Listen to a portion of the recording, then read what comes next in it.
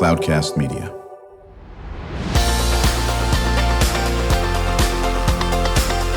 Drew Schlosberg Spotlight on the Community Show, amplifying the voices of social impact organizations, entrepreneurs, local nonprofits, and other community champions who shape the culture, creativity, and connectivity of San Diego.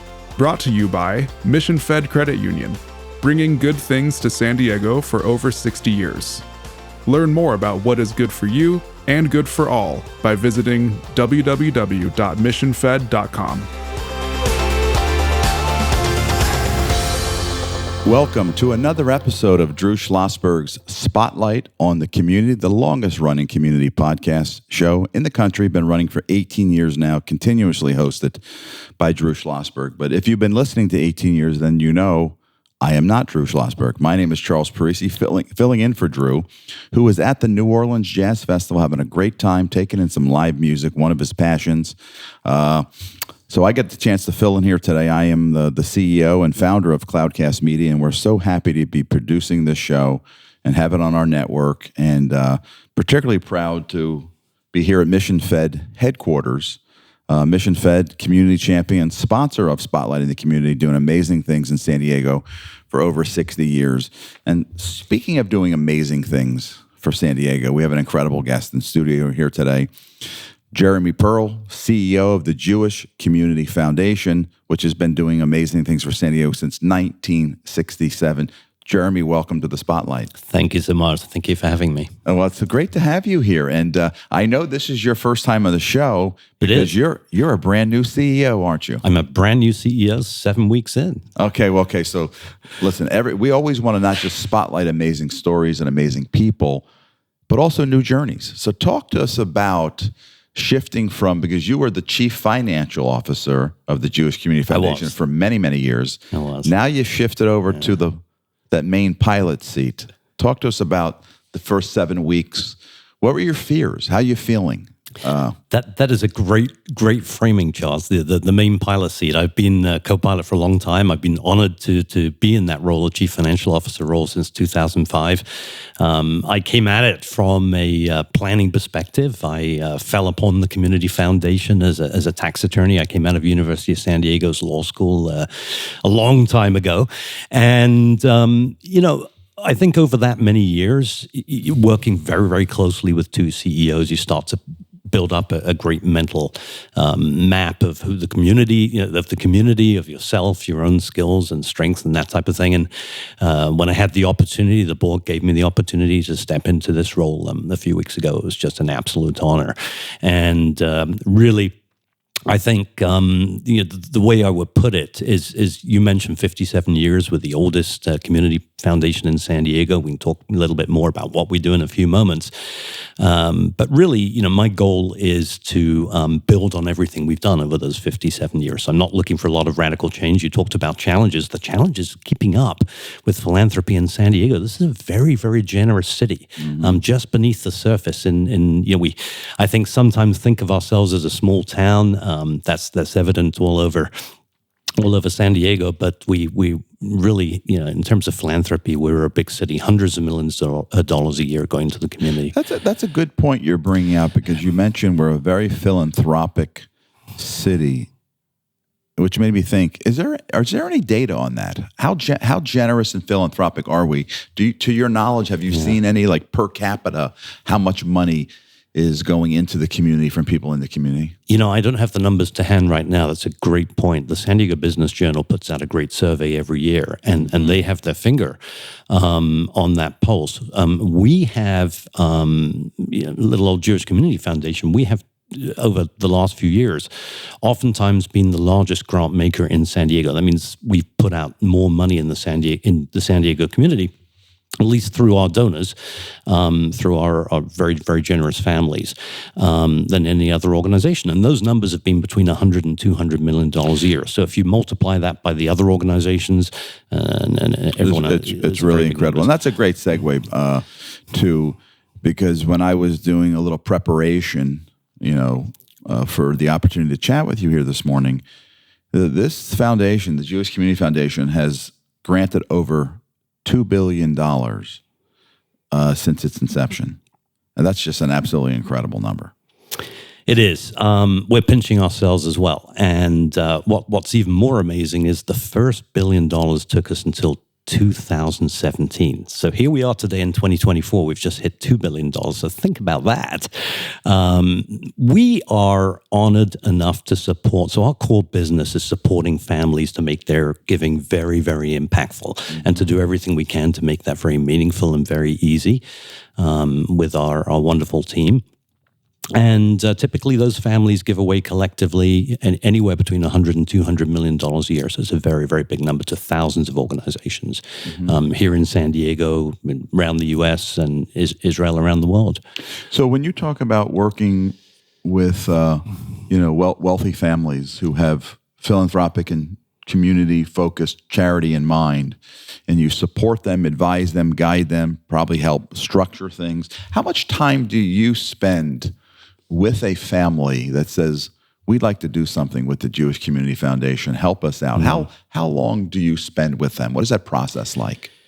It is a very that's a great question. It's a very individual process. With 900 families, what we try to do is through a variety of means, whether it's education programs or site visits, behind-the-scenes visits, one-on-one meetings to tease out their philanthropic interests, work with their children. We have a number of mechanisms to work with people, either individually or in groups, a variety of channels of communications through our newsletters, online seminars, and the like. So there's no one real answer. The one analogy I would make is really, in many ways, we are like a professional services firm. If you think of a top accounting firm or a law firm or a wealth manager firm, what we want to do is to be there for the individual needs of each family, and all of those needs are very, very different. And you said one thing that's very important. I think one of the presumptions is that with large community foundations, and we hear these big numbers, that you have to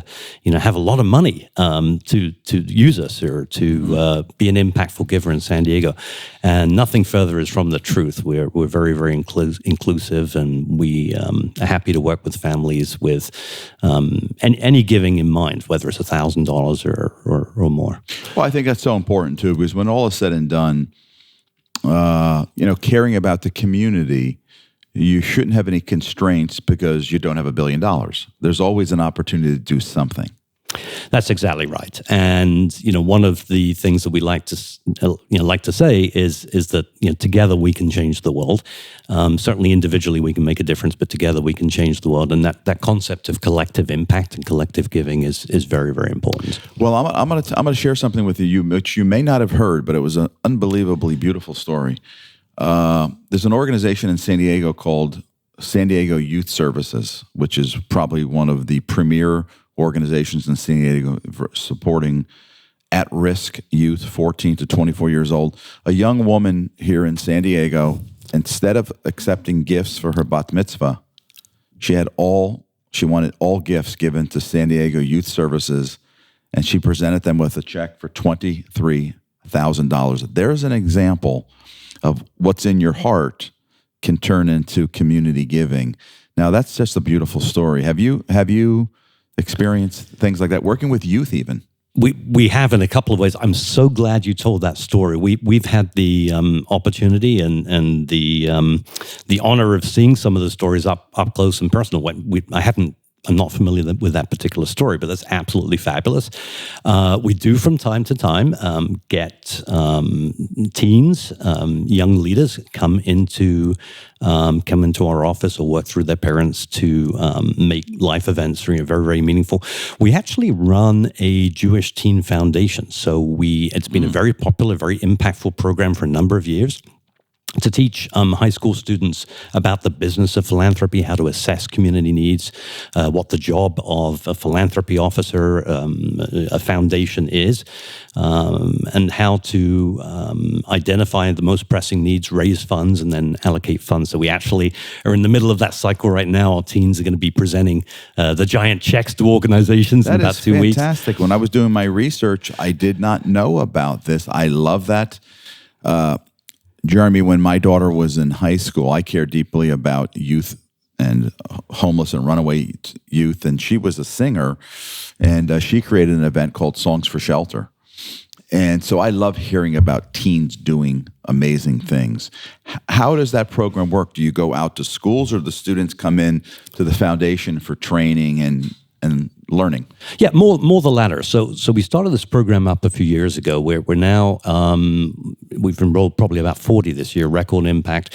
And what we do is we structure the program with a learning component to, first of all, help the students to identify needs that are very important to them. They actually will work on a mission statement that is meaningful to them. It's not one that we want to give them. Once they've identified a mission statement, we'll help them to go through the same process that any of the foundations in San Diego, the grant makers in San Diego, would go through. And that is to identify the organizations doing work in that area, to interview those organizations, go out on site visits, raise funds for the particular mission statement that they've identified, and then go through the really difficult process of trying to allocate those funds to too many needs. And it's a process that takes about 1, sometimes 2 meetings a month through the school year, and culminates in some very meaningful interactions between the teens and between those organizations. And those organizations are so terrific. Even though the amounts might not be enormous in the scheme of things, the checks that we're presenting might be $5,000 or $3,000 or $10,000. These organizations show up. They send their senior people to pick up the checks because they know that they're engaging with the next generation of philanthropists and young leaders who really care about our community. Wow. Well, speaking of caring about our community, you're listening to Drew Schlosberg Spotlight on the Community, sponsored by the amazing Mission Fed Credit Union, community champion for over 60 years, day in and day out, making San Diego a better place. We're listening to, today's episode is with Jeremy Pearl, CEO of the Jewish Community Foundation. Jeremy, sometimes my conversations, I call them organized chaos because I like to bounce around. I'm going to go back to where we started. You're now piloting the plane, an incredible brand called Jewish Community Foundation. Any fears? Talk to us about some of your leadership style. Sure. I'm a collaborative leader. I always have. We have a terrific team. I subscribe to that cliched style of you work with great people. You help to enable and support them, and you get out the way. And that's really what I'm all about. My fear is we won't be able to keep up. You've probably, certainly heard that about the cliched transfer of wealth that's happening right now. We have a lot of philanthropists in town who are handing over the reins to the next generation. How can we help keep them engaged? How can we support them? The way that younger philanthropists and emerging philanthropist teens engage with community foundations like ours, with philanthropy in general and with the world in general is very, very different. And we have to react to that and respond to that. And we have to meet them where they are, whether it's digitally or in person or through meaningful experiences, one-on-one. So that's certainly one of our big challenges. And it's the challenge for many philanthropic organizations. But the other one I touched on, the really big one I think that keeps me up at night is capacity. We have a very small team. We're blessed to oversee a little north of $800 million in assets. I mentioned 900 families. That's one of our core businesses. And we also support something over 80 organizations in San Diego who actually invest their long-term funds with the Jewish Community Foundation. That's another business in and of itself. And then the third core business is we oversee, as a fiduciary, we oversee a number of endowment funds. Those are forever type funds that support the sustainability of nonprofit organizations in San Diego and around the world. And the administration of those funds is a job too. And we do all of that with really a very, very small team. So I think as with probably all of the nonprofits in town, we want as much of the capacity that we receive from our donors to go straight to the community. We want to consume as little of that in overhead, but we have to be able to support the community. So to grow the foundation and the capacity to support that incredible generosity is really my number one job. Mm-hmm. Well, that's fantastic. You've CFO for many, many years. Now you're the CEO, but you come from a tax background.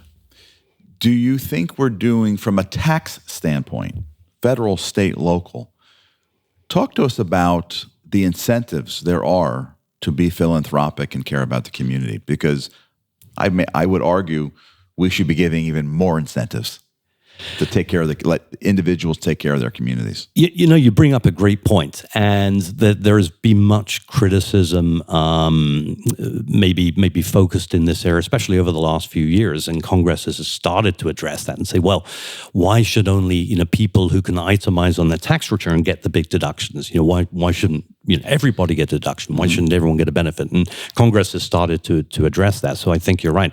But in terms of tax policy, and you can probably tell from my accent, I didn't grow up here. I've been in San Diego for almost 40 years. I grew up in the UK.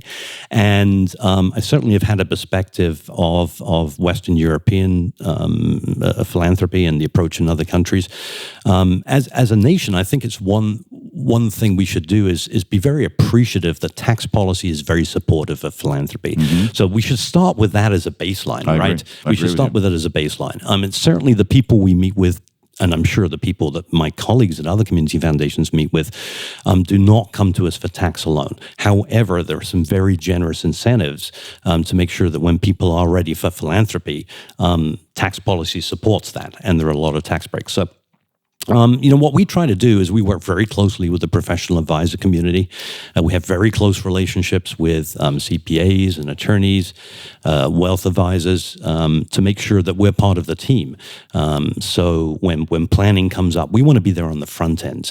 We want to be there to help as part of that package and make sure the tax part of it is maximized. At the end of the day, our expertise is in the philanthropy piece, but we're very cognizant that the tax is a driver. Absolutely. Well, Jeremy, when we come back after a break, there's a couple of key initiatives of the Jewish Community Foundation I really want to address, where you've become a national leader in some platforms that you've built. So when we come back, I'm going to talk about the Endowment Leadership Institute and the Trusted Charitable Advisor Program.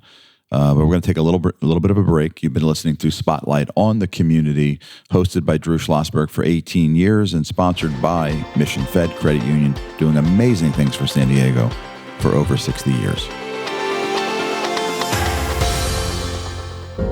When you do your banking with Mission Fed, you get great rates on auto and home loans. That's good for you, but something good also happens for a lot of other people.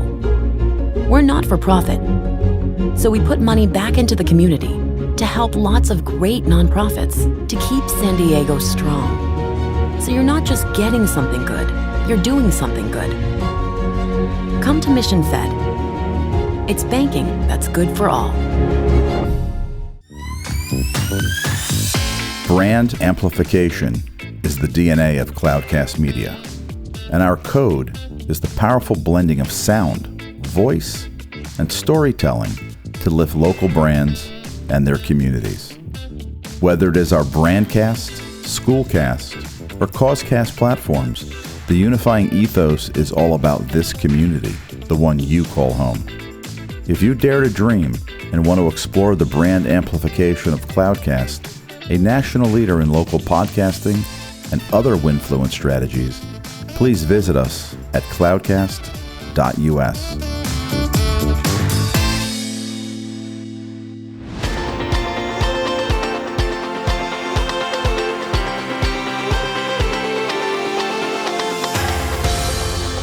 Welcome back to Spotlight in the Community. My name is Charles Parisi, filling in for Drew Schlosberg, who is enjoying some live music down in New Orleans. Jeremy, you a little jealous?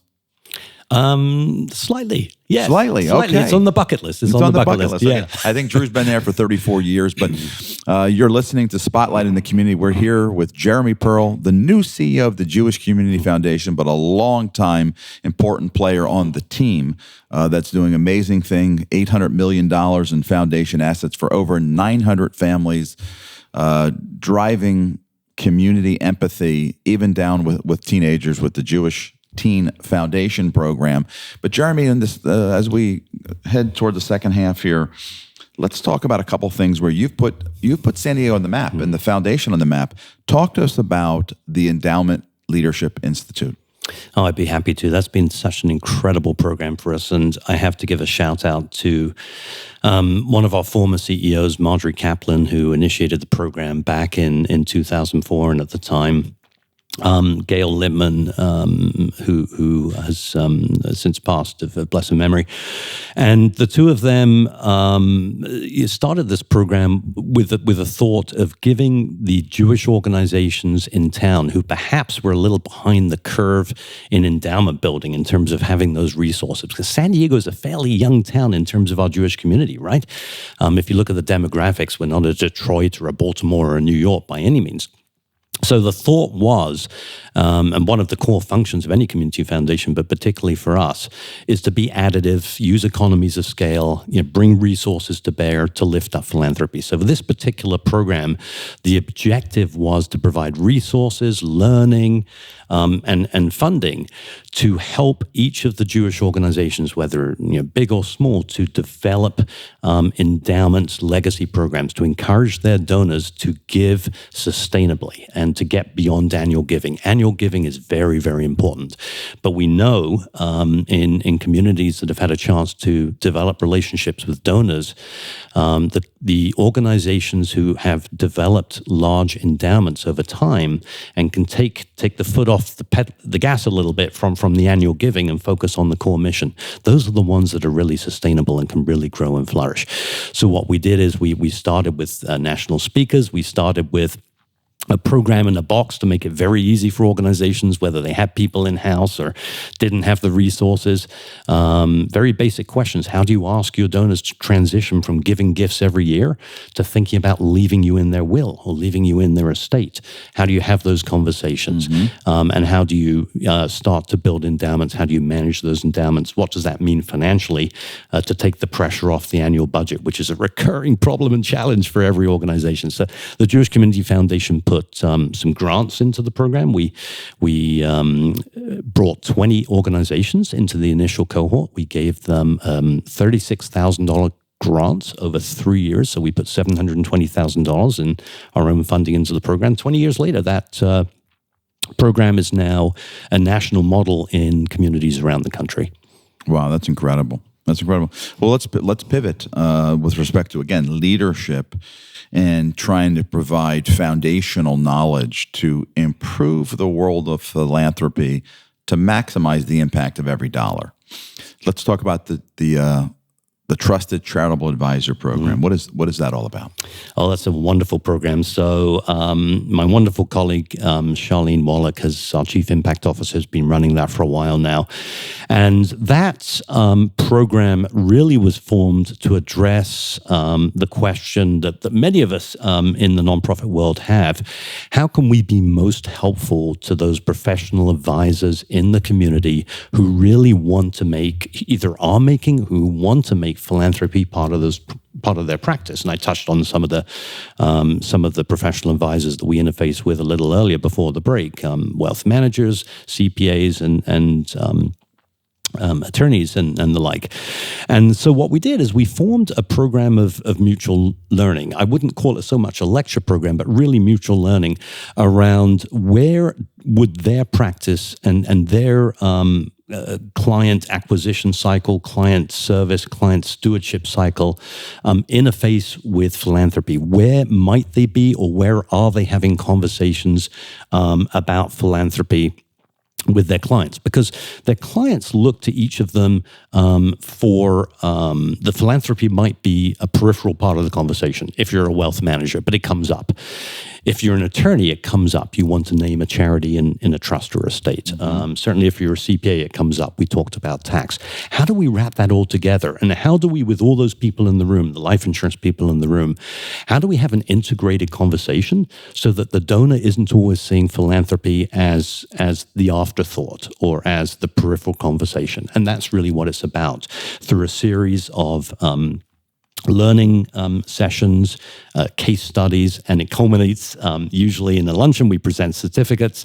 What it's really all about is not even the certificate. It's about starting that conversation about a commitment for all of us as professionals to combined and very coordinated, holistic, philanthropic conversations with our clients who look to all of us for input on how to power their philanthropy during their lifetimes and beyond. I literally, Jeremy, I could probably do 12 episodes with you on philanthropy. I personally spend a lot of time in the world social impact organizations and nonprofits, and I love talking about everything from Wall Street to taxes and capital allocation and all these important things that you're talking about and when you want to have impact. So let me ask you a question in terms of the $100 million that was granted last year through the Jewish Community Foundation.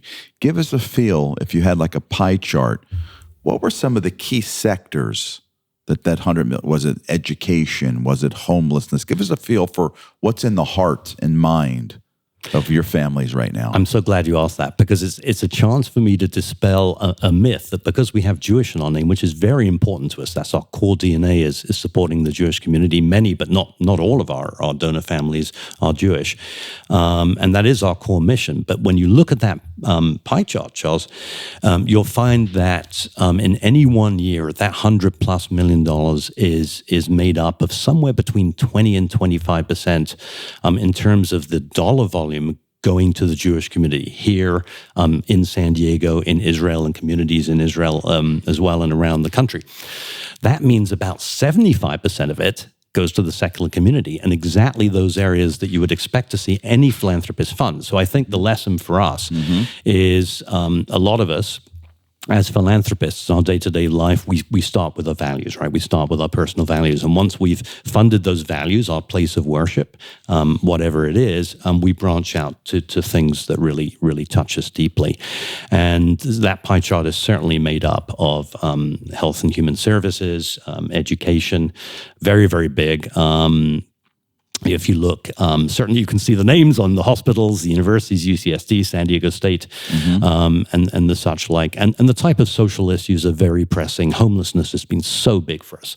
And many, many funders here in San Diego. We've had a tremendous pilot program there over the last few years. Some more sort of behind-the-scenes insights into that $100 million. It's normally made up of somewhere between 7,000 and 9,000 individual payments in the year. So there's a lot of volume coming out there. It's certainly not dominated by any one thing or any one family. There's an enormous amount. There's an enormous amount of variability there. But the social issues that you touched on are very equally represented and tend to wax and wane, depending on where we are as a community. Let me bounce back to that word you use called impact.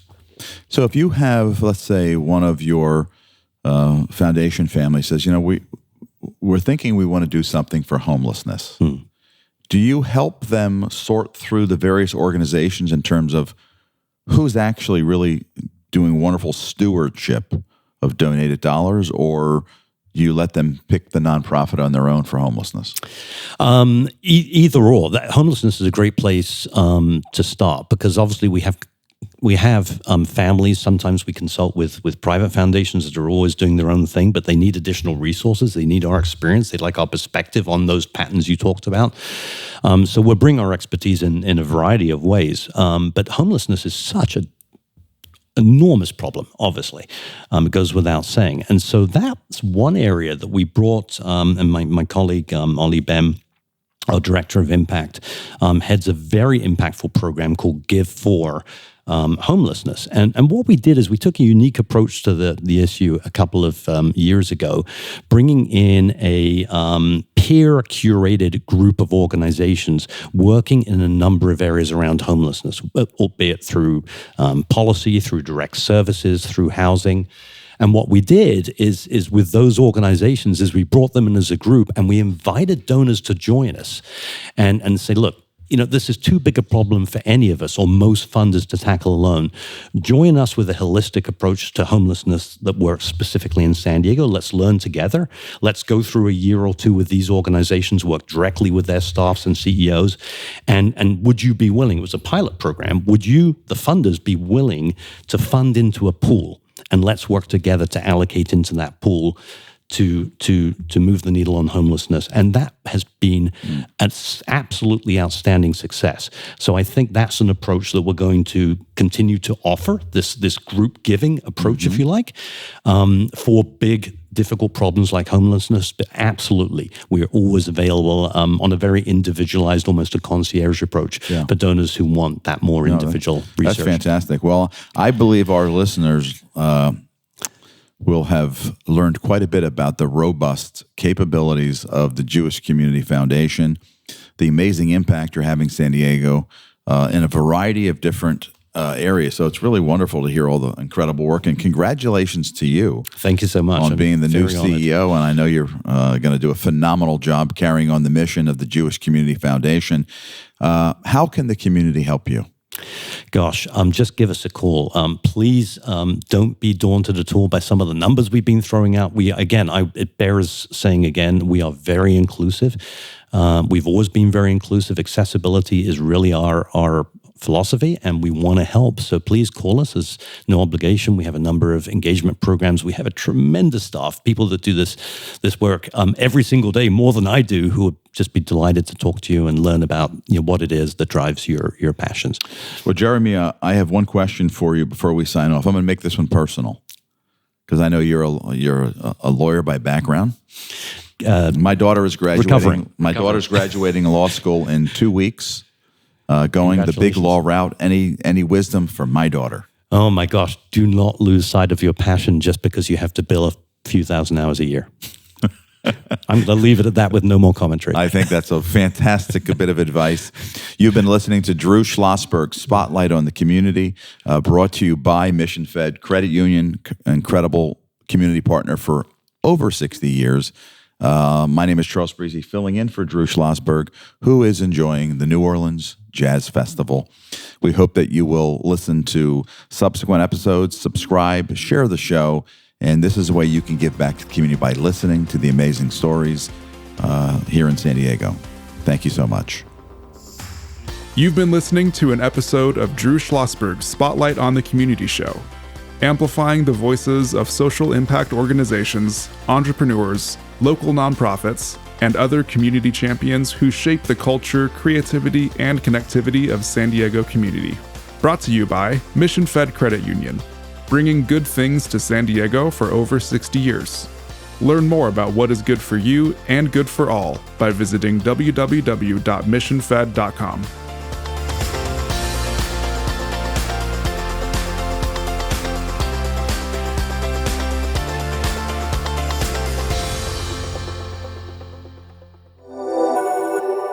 Cloudcast Media.